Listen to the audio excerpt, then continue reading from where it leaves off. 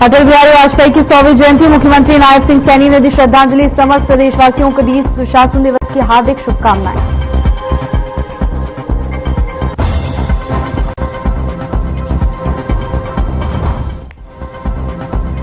राज्यसभा सांसद सुभाष बराला ने अटल बिहारी वाजपेयी की जयंती पर दिया बयान। प्रदेश सरकार की जमकर की सराहना, कर्मचारियों और अधिकारियों को किया सम्मानित।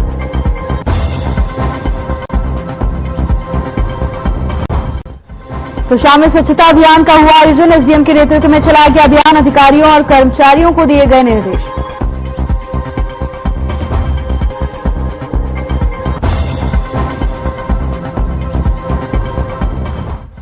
हरियाणा के कई जिलों में हुई बारिश, तापमान में गिरावट के साथ ठंड बढ़ने के आसार। बारिश से किसानों के खिले चेहरे।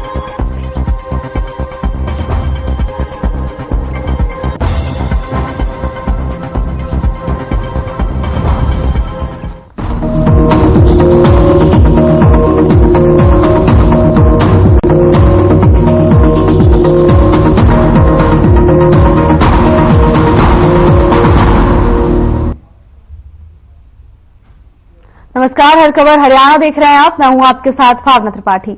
फरीदाबाद के सेक्टर 12 में लघु सचिवालय सुशासन दिवस पर एक कार्यक्रम का आयोजन किया गया, जिसमें केंद्रीय राज्य मंत्री कृष्णपाल गुर्जर ने शिरकत की। इस सुशासन दिवस के मौके पर कई अधिकारी और कर्मचारियों को सम्मानित भी किया गया। तो वहीं इस मौके पर भारत में अवैध रूप से रह रहे रोहिंग्या और बांग्लादेशियों को खदेड़ने पर केंद्रीय राज्य मंत्री कृष्णपाल गुर्जर ने कहा कि भारत देश कोई सराय नहीं जो कोई भी घुसपैठ कर जाएगा और यहां आकर बस जाएगा। कानून अपने हिसाब से काम करेगा। घुसपैठियों को कोई भी हो, उसकी जाति या संप्रदाय का कोई लेना देना नहीं।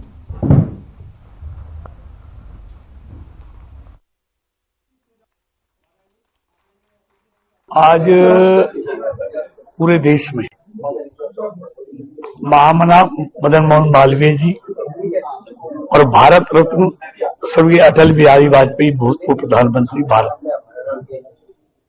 इन दोनों महान पुरुषों के जन्मदिन को हम सुशासन दिवस के रूप में मनाते हैं।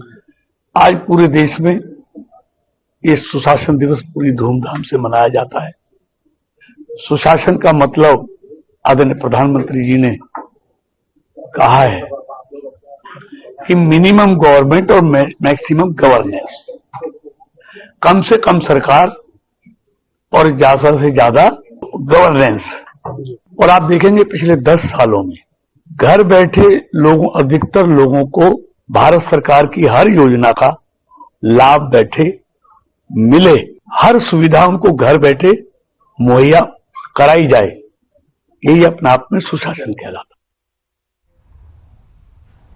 बीजेपी के वरिष्ठ नेता और राज्यसभा सदस्य सुभाष बराला ने कहा कि पूर्व प्रधानमंत्री स्वर्गीय अटल बिहारी वाजपेयी ने वर्ष 1998 में जिस प्रकार से सुशासन की कल्पना की थी, ठीक उसी प्रकार प्रधानमंत्री नरेंद्र मोदी के नेतृत्व में बीते 10 सालों में मिशन मोड पर कार्य करते हुए सुशासन की परंपरा को आगे बढ़ाया जा रहा है। हरियाणा सरकार ने भी इस दौरान जनमानस के जीवन को सरल और सुगम बनाने के लिए सराहनीय कार्य किया।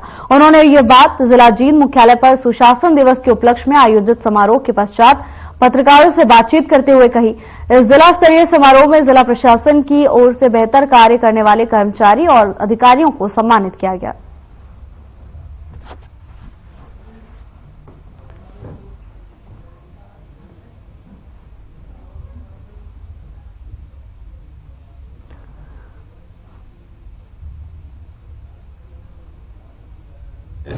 अभी आदरणीय मुख्यमंत्री नायब सिंह जी अपना वक्तव्य दे रहे थे, उनको भी आपने सुना है कि आज पूरे देश भर में एक साल से देश के यशस्वी प्रधानमंत्री आदरणीय नरेंद्र मोदी जी इस प्रकार के कार्यक्रम को संबोधित कर रहे थे।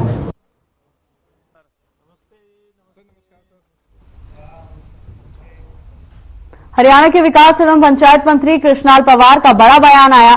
उन्होंने कहा कि मुख्यमंत्री नायब सिंह सैनी के निर्देशों पर प्रदेश के हर विभाग के मंत्री ने अपने 100 दिन का एजेंडा प्रदेश के विकास के लिए तय किया है। तो वहीं इस एजेंडे के तहत पंचायत विभाग इन 100 दिनों में प्रदेश के गांवों में 1000 ई लाइब्रेरी, गांवों में 6000 तालाबों का निर्माण, 1000 महिला सांस्कृतिक केंद्रों का निर्माण, 1000 गांवों की फिरनी पक्का करना और 1000 शमशान घाट के रास्तों को पक्का करना। तो वहीं 4 दीवारी के साथ ही 1000 गांवों की स्ट्रीट लाइट और गलियों को पक्की करवाई जाएगी। आपको बता दें कि ये दावे उन्होंने भिवानी में आयोजित सुशासन दिवस के मौके पर मीडिया से बातचीत के दौरान दिए हैं।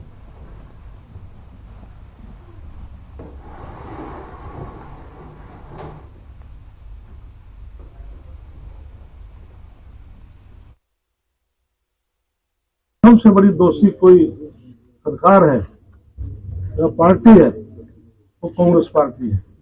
साथियों, आपने बहुत अच्छा सवाल किया। मैं आपको कुछ अतीत में ले जाना चाहता हूँ।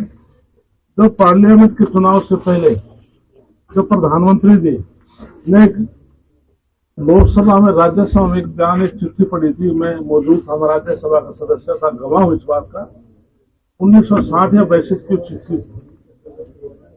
हमारे पंडित जवाहरलाल नेहरू ने उस चिट्ठी में ये लिखा था, प्रधानमंत्री नरेंद्र मोदी जो चिट्ठी पढ़ी थी कि देश आजाद हो चुका है 1947 में, जो SC-BC को जो आरक्षण दिया था क्यों न उसको समाप्त कर दिया जाए। लेकिन कांग्रेस पार्टी के लोगों ने एडिट करके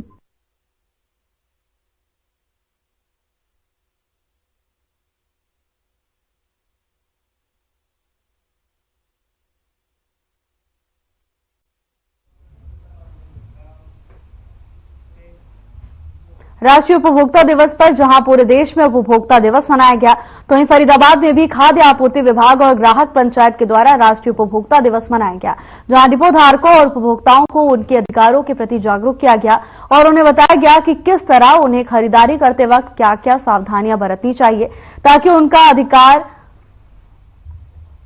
मारा ना जा सके। तो वहीं इस अवसर पर लीगल ऑफिसर महेंद्र सिंह की ओर से बताया गया कि उपभोक्ता दिवस के अवसर पर जहां पूरे देश में खाद्य आपूर्ति विभाग और ग्राहक पंचायत के द्वारा यहां पहुंचे लोगों को बताया गया कि उनके क्या अधिकार हैं और उनके अधिकारों की रक्षा के लिए कौन कौन से कानून बने हुए हैं। इसकी जानकारी दी गई। डिपो संचालक सुशील मित्तल ने बताया कि उपभोक्ता दिवस के अवसर पर जागरूक करते हुए उन्होंने बताया कि कोई भी सामान ले तो उसका बिल लें ताकि आपके साथ कोई भी धोखाधड़ी ना हो।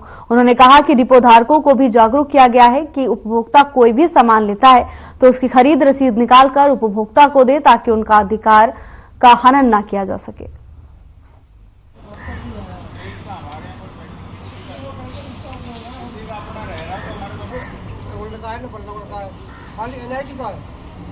संरक्षण कानून बना था तो उसी की स्मृति में ये उपभोक्ता दिवस प्रत्येक वर्ष मनाया जाता। और बाद में जो है ना शिक्षा का अधिकार को भाई जहाँ भी हम कोई भी सामान परचेज करते हैं तो उसका बिल लें और बिल लेके सतर्क रहें ताकि कोई भी किसी के साथ कोई बेईमानी ना हो।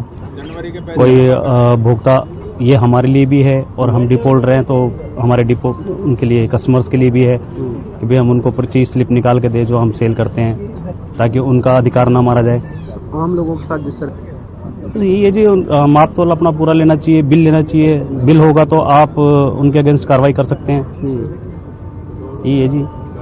तो हम भी राशन बांटते हैं तो लोगों को पर्ची निकाल के देते हैं ताकि उनको अपना माल का पता रहे कि भाई हमारा कितना माल बन रहा है और वो हमारे को पूरा दिया है नहीं दिया है। तो हम तो यही चाहेंगे और यही हमारे को जागरूक किया गया। हमारे डिपार्टमेंट के द्वारा भी आज बुलाई गई, मीटिंग बुलाई गई और उसमें सबको जागरूक किया गया कि भाई आप भी अपने कस्टमर्स को जो है वो बिल पर्ची निकाल के दें। उपभोक्ता दिवस के उपलक्ष्य में उपभोक्ताओं को व राशन डिपो धारकों को बुलाया गया। उपभोक्ताओं को भी उनके अधिकारों के प्रति जागरूक किया गया, उन्हें समझाया गया कि उनके क्या क्या अधिकार हैं और उनको विस्तार पूर्वक माप तोल निरीक्षक द्वारा भी उसे बताया गया है कि जो भी बाजार से किसी भी तरह का उपभोक्ता सामान लेते हैं तो बिल लें ताकि किसी तरह की सेवा में कमी हो या क्वालिटी में कमी हो तो आगे अपील की जा सके।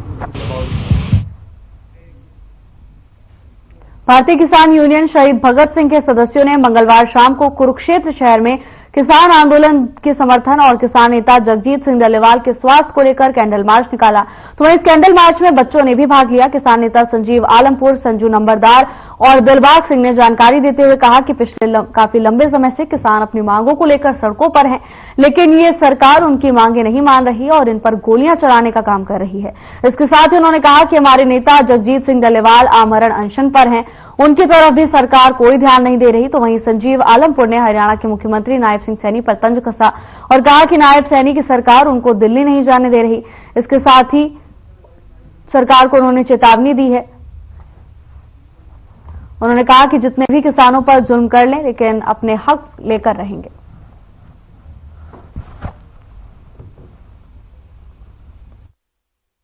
भाई साहब बड़े दुख की बात है, बाहरले देश में अगर एक कुत्ता भी मर जाना ये बीमार भी हो जाए उसका भी एम्बुलेंस आवा बहुत कुछ हो जा। हमारे देश में तो मतलब पूंजीपतियों की तो जान की कदर है, किसान की जान की कदर नहीं है।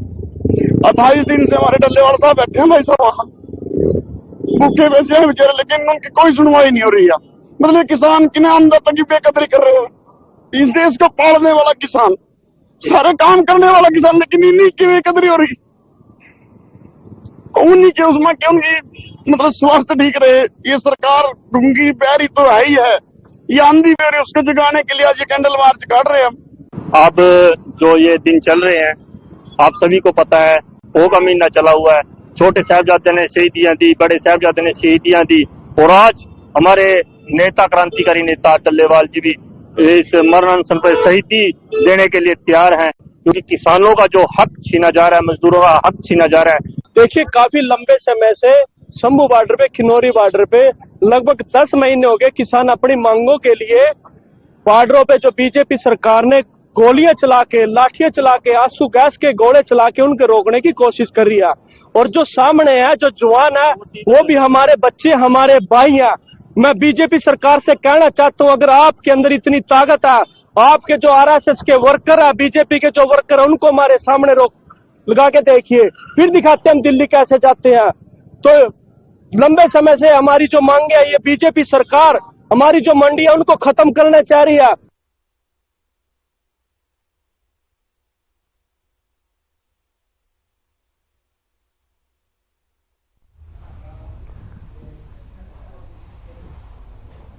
एसडीएम डॉक्टर अश्वीर नैन ने उपमंडल परिसर भवन में सफाई अभियान चलाया और उपमंडल स्तर के विभिन्न विभागों के अधिकारियों और कर्मचारियों को अपने अपने कार्यालयों को साफ सुथरा बनाए रखने के निर्देश दिए। एसडीएम ने बताया कि स्वच्छ हरियाणा मिशन के अंतर्गत 31 जनवरी तक प्रदेश भर में विशेष स्वच्छता अभियान चलेगा।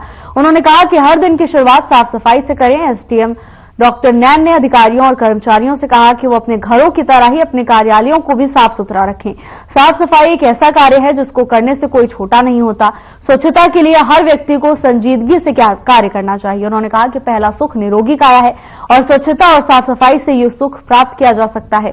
स्वच्छता ही सेवा अभियान के दौरान नायब तहसीलदार संजय शर्मा, सरपंच राजेश तंवर सहित अन्य अधिकारीगण भी उपस्थित रहे।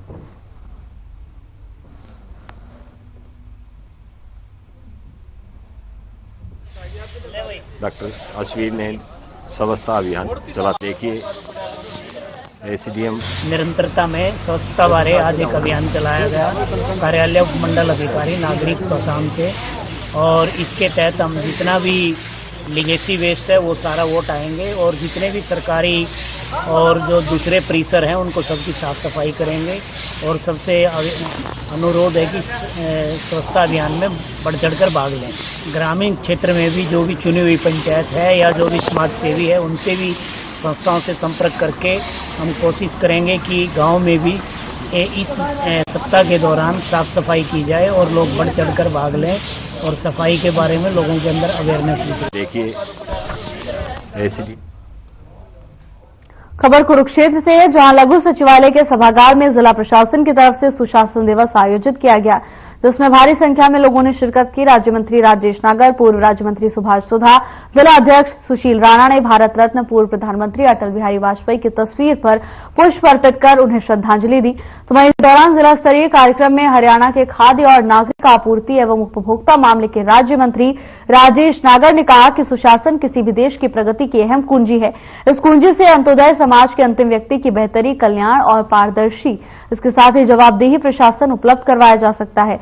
इस विषय को जहन में रखकर भारत रत्न पूर्व प्रधानमंत्री अटल बिहारी वाजपेयी की जयंती को देश में सुशासन दिवस के रूप में मनाया जाता है।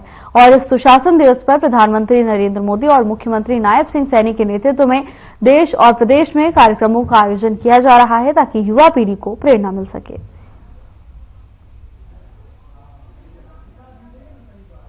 जो हमारे माननीय प्रधानमंत्री श्री नरेंद्र मोदी जी ने 2014 से जो 25 दिसंबर को सुशासन दिवस घोषित किया, उसी के तहत आज यहाँ पर हम इसको मना रहे हैं। और इसी में हमने आज अपने डिपार्टमेंट के 3 डिपार्टमेंट को हमने इसमें अवार्ड दिया है, और इसके तहत और भी डिपार्टमेंट के कर्मचारियों को हम चाहेंगे कि इस तरह से वो भी काम करें और उनको भी अगली बार ये अवार्ड मिले।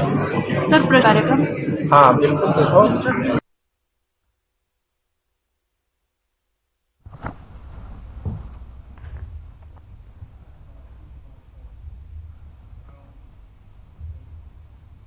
फरीदाबाद के सूरजकुंड में 3 दिवसीय गुर्जर महोत्सव कार्यक्रम आयोजित किया गया। इस कार्यक्रम में हरियाणा के बीजेपी प्रदेश अध्यक्ष मोहनलाल बडौली पहुंचे। वहीं इस मौके पर गुर्जर महोत्सव को संबोधित करते हुए प्रदेश अध्यक्ष मोहनलाल बडौली ने कहा कि गुर्जर समाज की पुरानी धरोहर, परंपरा और संस्कृति को उजागर करने का एक अच्छा प्लेटफॉर्म है। इसमें आने वाली पीढ़ी को गुर्जर समाज की पुरानी संस्कृति परंपरा को जानने का अवसर मिलेगा। इस प्रकार के आयोजन से युवा पीढ़ी को एक नई सोच और एक नई दिशा भी मिलेगी।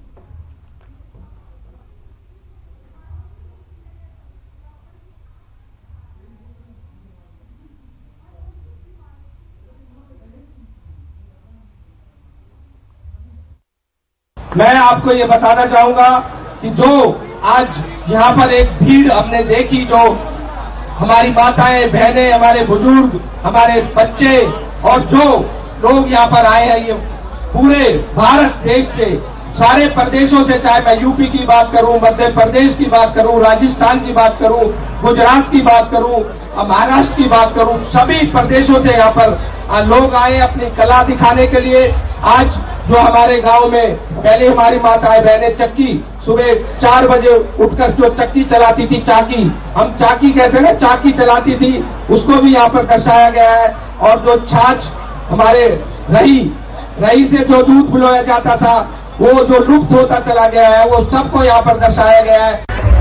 आज बड़ी खुशी हुई कि ये जो गुर्जर समाज की तरफ से 3 दिन का आर्ट एंड क्राफ्ट मेला का आयोजन आपने सूरजकुंड में किया और गुर्जर समाज के इतिहास को, गुर्जर समाज की रीति रिवाज को, गुर्जर समाज के खान पान को और गुर्जर समाज के पहनावे को देखने का आज इस मीडिया के माध्यम से, सभी सलाहकारों के माध्यम से पूरे विश्व में सबको जानने का मौका मिलेगा। और गुर्जर समाज का इतिहास बड़ा गौरवमय इतिहास रहा है।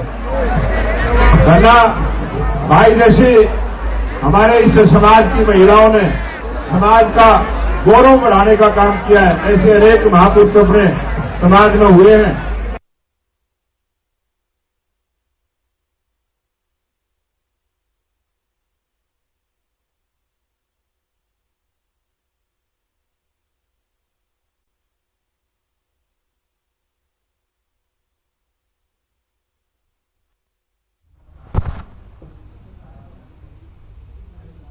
सुरेश कुमार खरौर की अध्यक्षता में की गई सभा में सरपंच प्रतिनिधि महेश फौजी के साथ कादवा गांव के ग्रामीणों ने गांव के आम चौक में सभा का आयोजन किया। सरपंच प्रतिनिधि के साथ एसडीएम बारडा द्वारा अभद्र भाषा प्रयोग करने का आरोप लगाया गया। वहीं संबंध में सीएम, हरियाणा सरकार, उपायुक्त, चरखी-दादरी, सांसद और विधायक को निंदा प्रस्ताव भेजकर एसडीएम के खिलाफ कार्रवाई की मांग की गई है।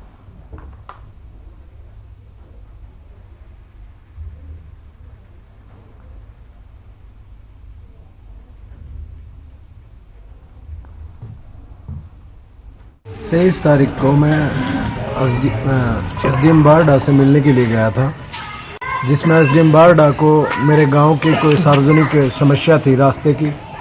मैंने उनसे अवगत करवाया। उन्होंने मुझसे पूछा आप कौन हो। मैंने बताया मैं सरपंच प्रतिनिधि गांव कादमा, मैं यशोजी हूँ जी। उन्होंने मेरे साथ बुरा व्यवहार किया। उन्होंने मुझे बताया कि आप बाहर जाओ, यहाँ से गेट आउट निकलो यहाँ से, अगर दोबारा यहाँ दिखे तो मैं आपको उठा के जेल के अंदर बंद कर दूंगा। आज ग्राम कादमा में सभा का आयोजन किया गया। उसमें हमारे सरपंच प्रतिनिधि महेश फौजी ने जो एसडीएम ने उनके साथ व्यवहार किया, जो उनके साथ दुर्व्यवहार किया, जो उनसे एक अपने गांव की समस्या पहाड़ के रास्ते के लिए एसडीएम साहब ने बुलाया, उनके पास गई। उससे चर्चा करना तो दूर की बात, उन्होंने सबसे पहले जाते ही पूछा कि आप कौन हैं। फरीदाबाद के बल्लभगढ़ को जाम मुक्त कराने के लिए रॉन्ग साइड चलने वाले वाहनों के खिलाफ अभियान चलाया गया। पत्रकारों से बातचीत करते हुए बस अड्डा चौकी इंचार्ज ने बताया कि सीपी साहिब और ट्रैफिक डीसीपी मैडम के आदेश के अनुसार जो रॉन्ग साइड वाहन चलाते हैं, ट्रिपल राइडिंग करते हैं, रोड को जाम करते हैं, उन पर कार्रवाई की जाएगी। इसके साथ ही उन्होंने कहा कि उन्हें पहले समझाया जाएगा, अगर नहीं माने तो उनका चालान किया जाएगा। यहां पर बस अड्डा, रेलवे स्टेशन, मेट्रो एक साथ होने पर लोगों का निकलना रहता है।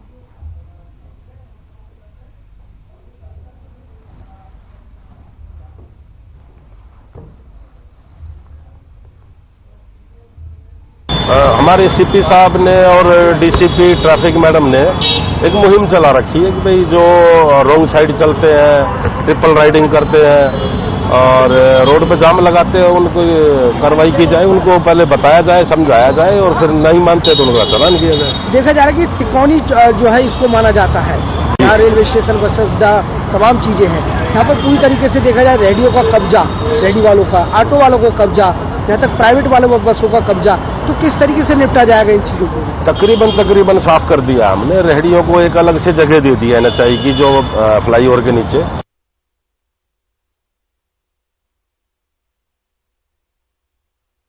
जिले में मौसम की पहली धुंध देखने को मिली, जिसके बाद किसानों के चेहरे खिले हुए नजर आए। आपको बता दें कि ये धुंध फसलों के लिए बेहद लाभकारी साबित होगी। पूरा मामला भिवानी जिले का है, जहां मौसम की पहली धुंध आने से किसानों के चेहरे पर खुशी देखने को मिली है। लंबे समय से धुंध का इंतजार कर रहे किसान अब उम्मीद से खुश भरे हुए नजर आ रहे हैं। धुंध का मौसम उनकी फसलों के लिए वरदान साबित हो सकता है।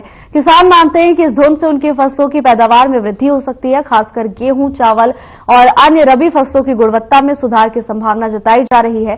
बलवंत, चैनपाल, गायत्री, रितु ने बताया कि धुंध के कारण अगर तापमान कम रहता है तो फसलों में बेहतर ग्रोथ हो सकती है। धुंध की बात करें तो कल की और पीछे जो टाइम है उसके बजाय आज धुंध ज्यादा है और फसलों के लिए तो फायदा है धुंध का, लेकिन नुकसान है जो अपने सुबह जो ड्यूटी जाने वाले हैं, जिनको साधन से जाना होता है, उनको धुंध से ज्यादा प्रॉब्लम होगी। ये प्रकृति अपने स्वरूप में आई है। आज पहली बार धुंध पड़ी है, जिसका लंबे समय से इंतजार था। किसान भाइयों के लिए बड़ा फायदा रहेगा और जो वाहन चलाने वाले हैं उनके लिए थोड़ा असुविधा रहेगी। तो उन सभी भाइयों से निवेदन है कि वो थोड़ा धुंध खुलने के बाद घर से निकले और थोड़ा ध्यान से गाड़ी चलाएं। और बाकी तो आज धुंध है तो थोड़ा सा अच्छा भी लग रहा है। आज पहली बार धूम पड़ी है, बहुत फायदा है गेहूं में, फसल में, और पड़नी चाहिए। हाँ, जमींदार का फायदा ही फायदा है, कोई नुकसान नहीं है।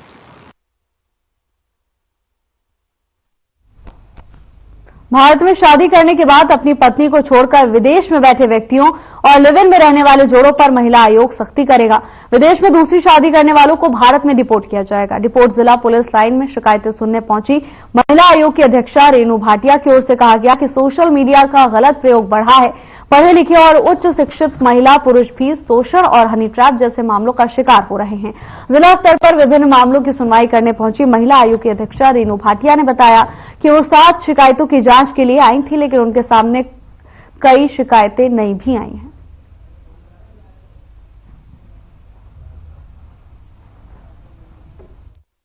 आज हम पुलिस लाइन में अपनी रूटीन हेयरिंग के लिए आए हैं। हर जिले में हम 3 से 4 महीने के बाद हेयरिंग रखते हैं और बीच में जो केसेस आते हैं उनको हम पंचकुला कंपाइल करके जिला वाइज देखते हैं।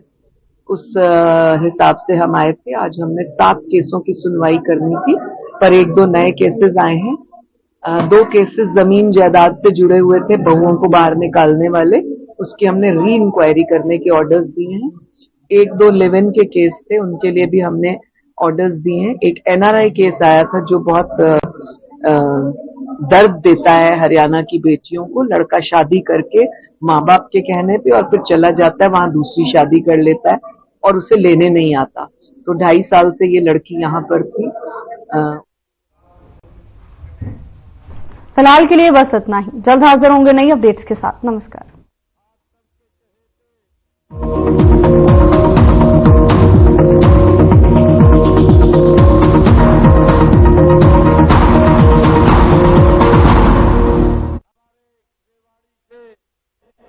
लोकप्रिय विधायक लक्ष्मण यादव जी, हमारे बावल से विधायक कृष्ण कुमार जी, हमारे नारनौल से विधायक ओम प्रकाश यादव जी, पटौदी के हमारी विधायिका श्रीमती विमला चौधरी जी, हमारे महेंद्रगढ़ के विधायक कंवर सिंह जी, पूर्व विधायक और जिला के प्रभारी नसीम अहमद जी, हमारी जिला की माननीय अध्यक्षा वंदना पोपली जी, मनोज यादव जी, अनिल रायपुर जी, हुक्मचंद जी, वीर कुमार यादव जी वरिष्ठ नेता भारतीय जनता पार्टी, प्रीतम चौहान जी, ब्लॉक समिति के हमारे चेयरमैन करणपाल खोला जी,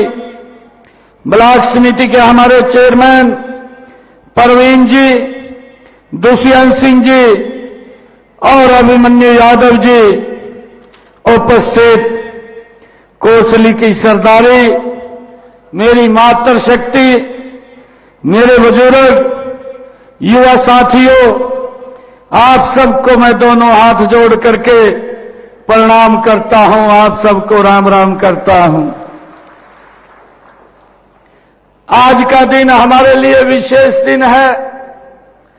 आज ऐसी दो महान आत्माएं, हमारे मदन मोहन मालवीय जी, जिनको महामना की उपाधि, भारत रत्न से जिनको सुशोभित किया गया, और दूसरे हमारे भारत के पूर्व प्रधानमंत्री श्रद्धेय अटल बिहारी वाजपेयी जी, उनको भी भारत रत्न से सुशोभित किया गया। ऐसे महान दो व्यक्तियों का जन्मदिन है, इसकी भी आप सबको मैं बहुत बहुत बधाई देता हूं। और हमें गर्व है कि श्रद्धेय अटल बिहारी वाजपेयी जी के जन्म को देश के यशस्वी प्रधानमंत्री नरेंद्र मोदी जी ने सुशासन दिवस के रूप में मनाने का ये हमें अवसर दिया है।